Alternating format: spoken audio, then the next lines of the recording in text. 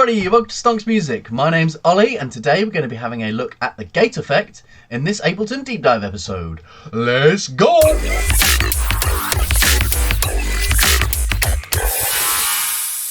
Right, so here we are back in the Ableton manual. Let's see what they've got to say about it.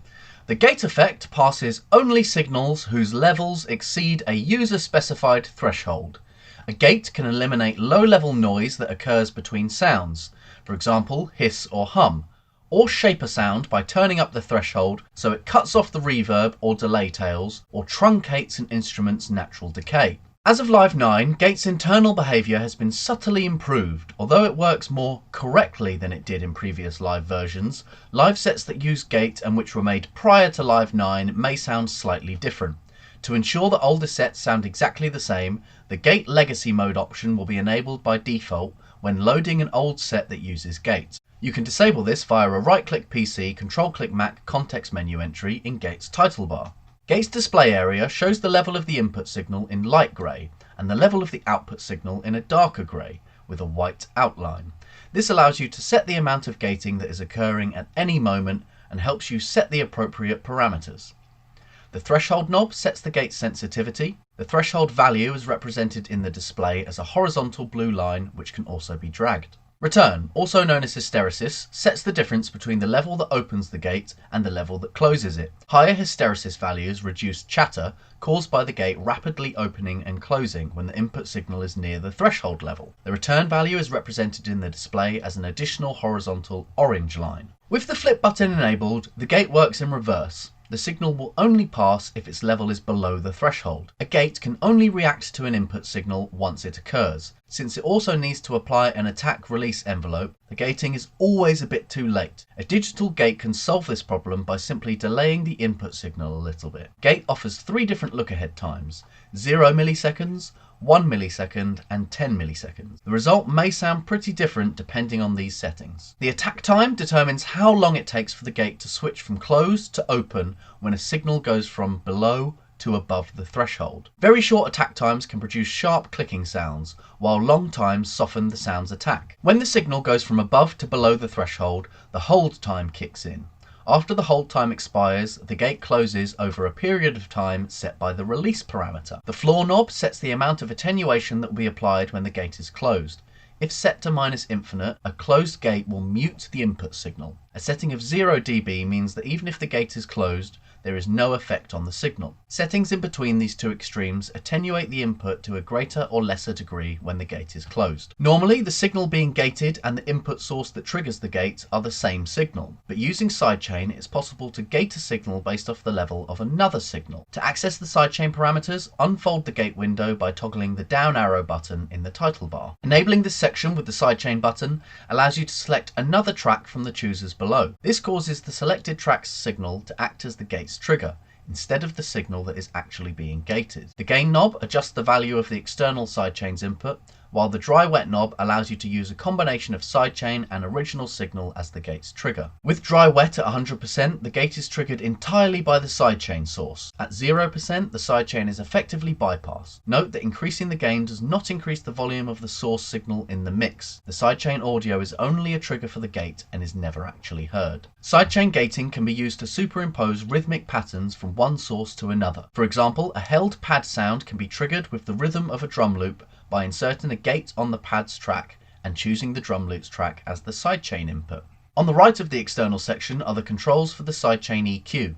Enabling this section causes the gate to be triggered by a specific band of frequencies instead of a complete signal. These can either be frequencies in the signal to be gated, or by using the EQ in conjunction with an external sidechain, frequencies in another track's audio. The headphone button between the external and EQ sections allow you to listen to only the sidechain input, bypassing the gate's output. Since the sidechain audio isn't fed to the output, this is only a trigger for the gate. This temporary listening option can make it much easier to set sidechain parameters and hear what's actually making the gate work. When this button is on, the display area shows the level of the sidechain input signal in green. So right, that's the basics of the gate effect. Let's jump into Ableton and see what we can do with it. Right, so here we are in Ableton. Let's have a look at the gate effect. So the first thing I'm going to do, one of the main reasons that I use this is really just for tightening up toms. So let's find somewhere in here, I should have my metal kit. Let's have a look. Metal drums. DEEPDIVE, give this on a minute to load. Bing. Right, so here's my metal drum kit. There are a bunch of samples I found online. Most of this stuff's probably free samples and a bunch of processing after those samples. So let's just find some of my toms. We got these guys. So let's write a little bit of MIDI quick and then we can have a look at the difference. Oh, that was the wrong button. There we go. Have a proper listen. Let's just take this low one. I know this low one is pretty damn resonant.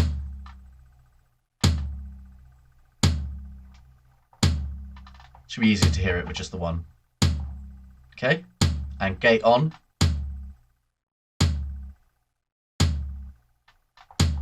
Off again for you.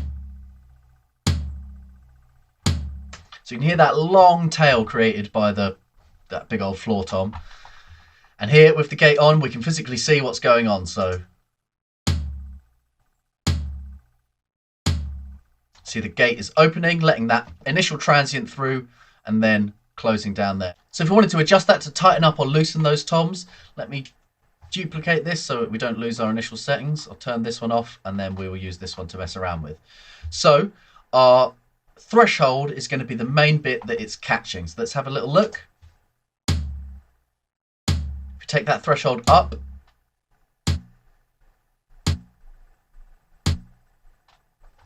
It's just catching that initial peak. The hold and the release are going to create a good bit of the control of the gate, basically. So let's say that threshold's a bit high. Let's bring it down a bit. That's not too bad.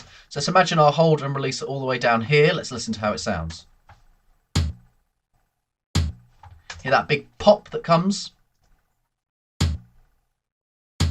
With that gate slamming closed. So we can adjust this release.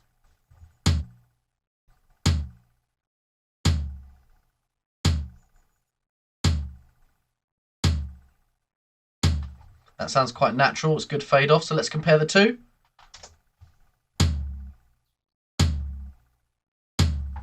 So this first one has quite a lot of that boom in and then cuts out. This second one actually sounds a lot tighter, and I'll probably use that one from now on. So this is one of the main things that I'll be using gate for, is just to kind of tighten up these sounds, tighten up my toms in a rack like this. Now when I've made these, I chose to have quite a lot of that rumble in there, but depending how you want to set them up, you can hear and get quite a different tone, quite a different sound, just out of how you set these up. Or keeping that tail in. Whoa, let me get back here. So when you're doing a big kind of big old tom rolls, you're going to want to tighten these up a bit. I'd say for metal, you probably even want them this tight because you get that good kind of thing going. So yeah, gate, tightening up those samples, quite a nice way to go. We could also pull in some kicks. I don't know what I have, but let's just have a little look. Most of the things I've got will probably be tightened up already, but let's have a look in me here.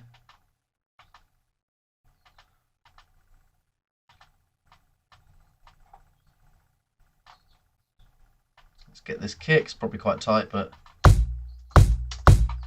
so let's imagine there's a load of reverb on there by putting a load of reverb on there. There we go.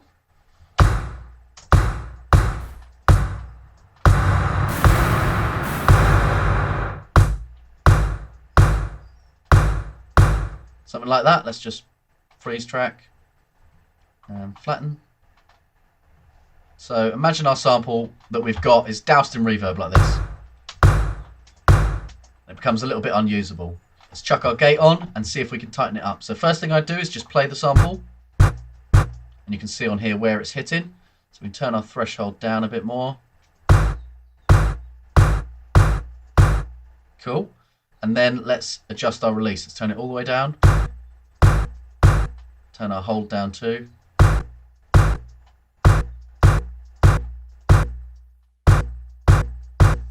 Okay. That's not too bad. Let's adjust this release to make it just sound a little bit tighter.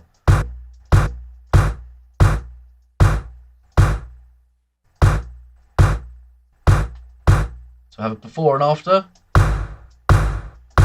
And so we still have that reverb that's processed in the front end of it, but we can kind of tighten up that tail, and let's resample that and see, have a physical difference.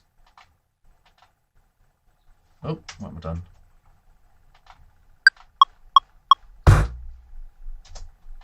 So let's bring these down and let's just look so we can see. This one, stop in here, and I'm just going to horrendously boost the volumes just so we can properly see. See this one here, by about there, it's totally tailed off. Back to 0. Come to this one and just boost that right up. We can still see all the way back here, all of that content going on. So the gate, nice one just to tighten up those sounds, get rid of some reverb tails, and just get, basically get a tight sound. So the next thing I want to do is come over here to this operator, and I'm just going to make a quick pad. So this is just the default sound. Let's come up here, there we go, M. So let's make a little paddy sound. We're just going to want to come to the envelope, filter, fade it in. There we go. Let's add some saw wave, turn that up, envelope, same thing. This one, let's do the same again, saw 4, envelope, do that. Do something with the course. What have we got? It's kind of a nice organ sound. Right, so let's program a bit of MIDI in quick. Let's just go. Oop.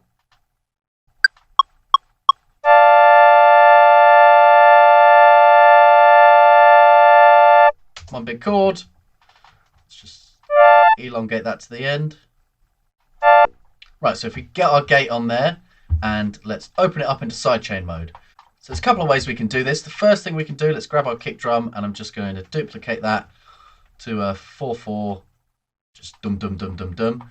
And let's go sidechain from input, and it's audio 5 is our kick drum here.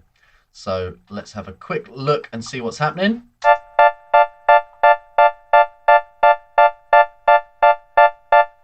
So straight away it's given us that little bit of rhythm. So next we can kind of adjust our settings here. So let's bring the threshold down. And remembering now what we're seeing here is the input signal. So we're trying to set the threshold on this kick drum. So somewhere there is probably quite nice. And we can turn our release up or down. Let's have a look. Down there you can hear that clicking that we were on about before.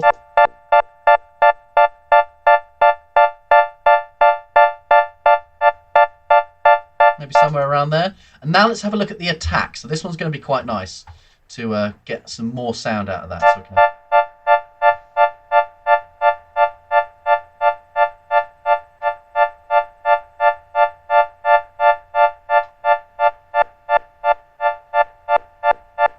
So down here with the release low now, it kind of starts sounding like it's reversed almost. So even things that sound wrong or are wrong, like that clicking, can be turned into kind of useful sounds, which is always cool. Somewhere there is quite nice, and then I'd be tempted to change it on the last two. Let's control them together and go like that.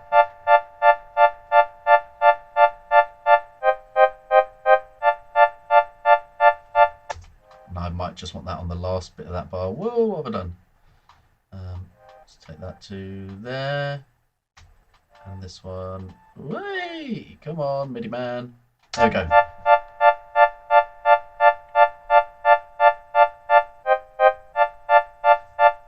So now you get that nice kind of stab sound that would sound very different to programming that in. So let's grab this and we're going to go all the way down to here and just duplicate that and go down. And we could try, if we make it like this a bit.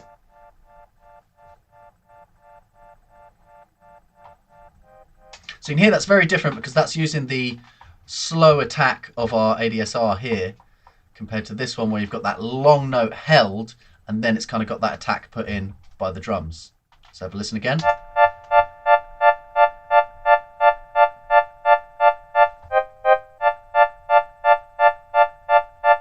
So that's quite a fun, interesting one. I'm just going to duplicate this whole track now and let's have another look at doing the same thing, but rather than using just your solid kick, I'm going to grab one of my pre-made breaks in here. Loops, breaks. Let's grab something. Funky shout break. Let's grab this one. Grab it on a new track down here. I'll move this down here just for ease of use as well. So now we've got this. Let's grab our audio effect gate. Chuck that on here. Oh, we've already got the gate, haven't we? Because I duplicated it. So we'll just get the sidechain, and instead of 5, we're going to go from short break. So this time we've got the whole break playing. So we're going to use this EQ section. So let's press this little headphone, let's press EQ, and now we can listen to, I'm just going to loop it, what's coming through to be sidechain triggered. So I'm going to low pass, because we just want the kick drum to be taking it. So let's have a listen.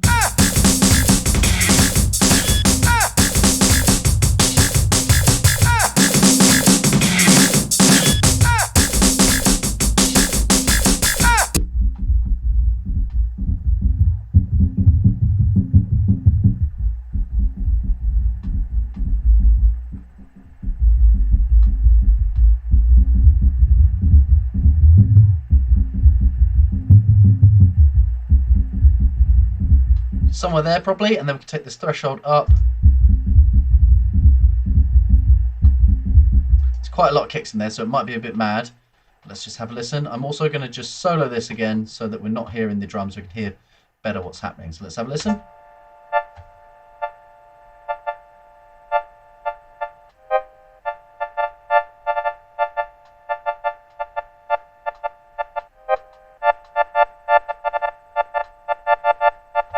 So you can hear that note held in the background. Let's take the floor down. And here with floor up, you can still hear some of that coming through. Let's take that down.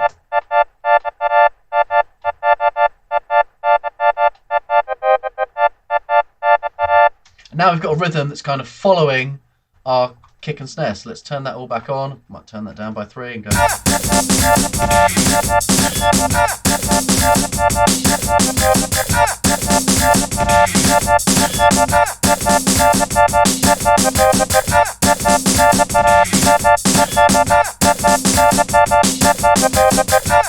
it's quite a nice way to kind of start creating some rhythms out of, you know, other loops and other things that you have. We could at this point take an audio track, resample mode, arm that one, solo this one, and record it out.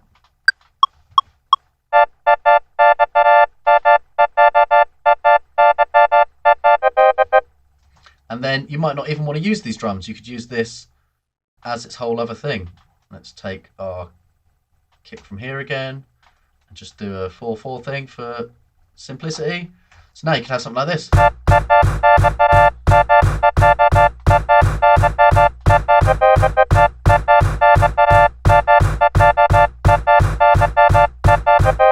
So it's kind of a cool one to extract some rhythms out of some things and just give you a bit of inspiration in that way. So one of the last things I want to look at, which isn't in the manual, but this is one of the cool things to see a lot of guys doing with a big kind of neuro, big bassy things. Let's grab ourselves an operator, come down here, and let's just make some like big old fatty things. So let's come here, come down there, let's chuck this to square.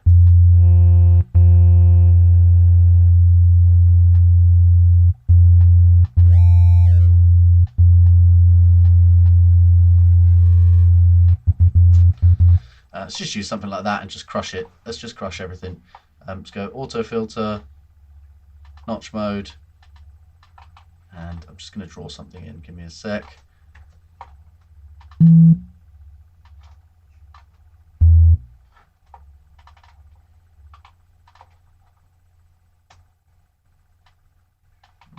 Let's turn that off and just go.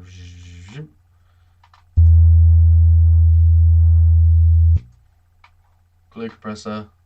Boom, boom, one of them. Okay, show automation, do something else. Let me just loop you.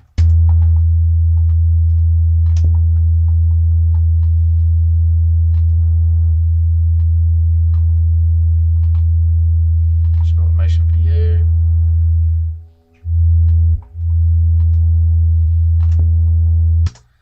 Let's grab an amp.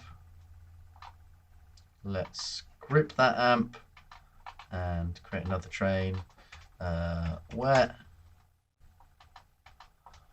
dry, and let's just -6 both of them. -6, -6, and let's have a listen to. Let's go lead, and then let's actually chuck an auto filter before here. Get rid of some of that. Let's have a listen to this.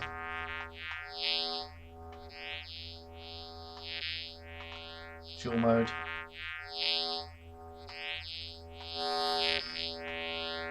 Cool.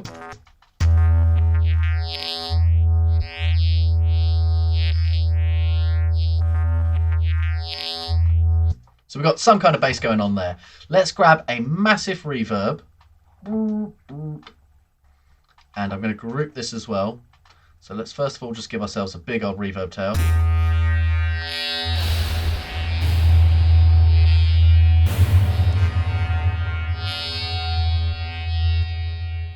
So you can hear that ringing out for ages. It's pretty big old nasty noise.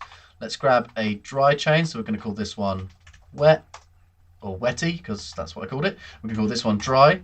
And I'm going to hit them both down by -6 again. Right. So now we have this.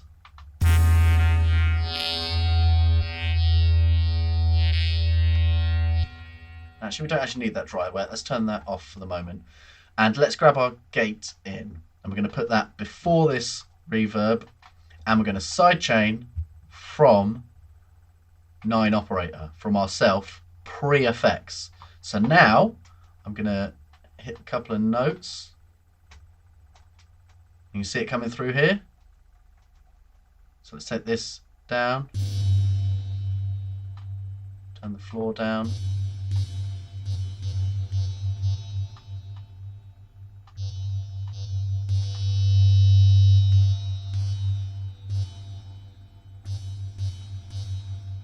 Flip.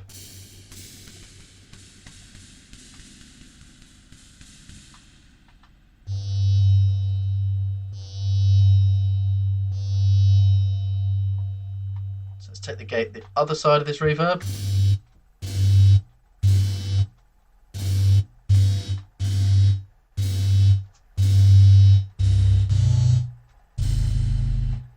So now that reverb is only coming through whilst we're hitting a note.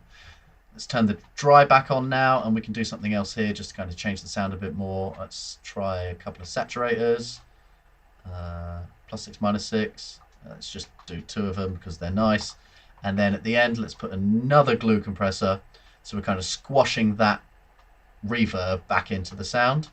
So let's have a listen. There's still that big clippy noise, so let's try and fix that in the gate itself.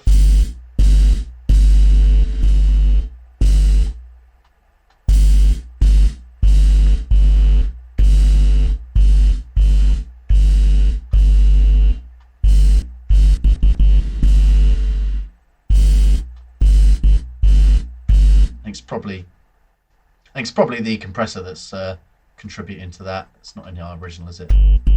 Oh no, it is. Yeah. So it's probably the compressor contributing to that that clicky clip. We could come in here and just kind of.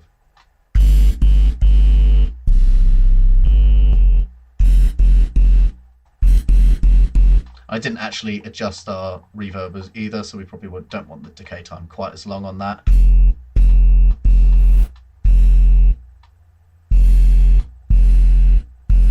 Alright everyone, that'll do it for this episode of Deep Dive. Hopefully you learned a thing or two about Gate. As always, project files are available in the description. Don't forget to subscribe if you want to see more of these Deep Dive sessions, and I'll catch up with you guys next time. Bye!